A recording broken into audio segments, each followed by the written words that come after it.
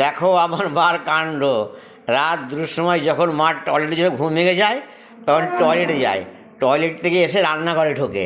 এবার রান্নাঘরে গিয়ে কী করে তোমরা সেটা মার মুখেই শোনো।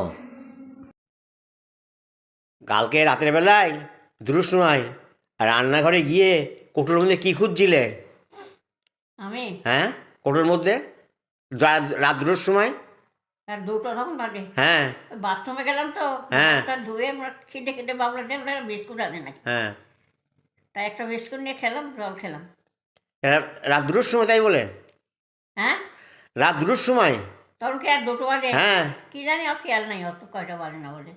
বাথরুমে গেলাম তো, হাত পা ধুয়ে আসলাম। তো ওখানে তো লবণের গুঁড়ো থাকে, চিনির গুঁড়ো থাকে, ওগুলো খাও না ভুল করে? হ্যাঁ, আর চিনি খাই, লবণটা খাই, চিনি খাই এক একদিন। হ্যাঁ, কিন্তু লবণ যদি ভুল করে মুখে দাও তখন কী হবে? লবণ সে বুঝতে পারি লবণ কোনটা। না, অন্ধকারে বোঝা যায় না, মুখের মধ্যে দিলে বোঝা যায়। চিনি হাতে পিছল পিছল, আর ইয়ে চিনি, আর লবণ হচ্ছে মোলায়েম একেবারে। বাহ, ভালোই বুদ্ধি আছে তোমার না? তা আমি যে বলেছি খিদে লাগলে আমাকে ডাকবা, আমি যখনই ডাকবো তখনই তোমাকে খেতে দেবো, নয় মুড়ি নয় বিস্কুট। তাহলে ঠিক আছে, খেয়াল থাকবে তো? দুটো করে মুড়ি এখানে রেখে দেবে। আমার 1:30টার সময় তো খিদে খেতে ভাব লাগে। ঠিক আছে।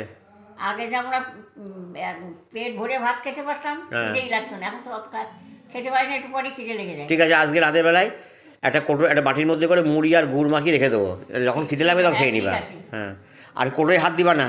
তা দেবো কেন? হ্যাঁ, ওখানে অনেক কিছু থাকে, জলের বোতল থাকে, তারপরে দুধ থাকে, পড়ে যাবে, পড়ে গিয়ে একটা ছেঁড়া বেড়া হয়ে যাবে ঘরের মেঝেই।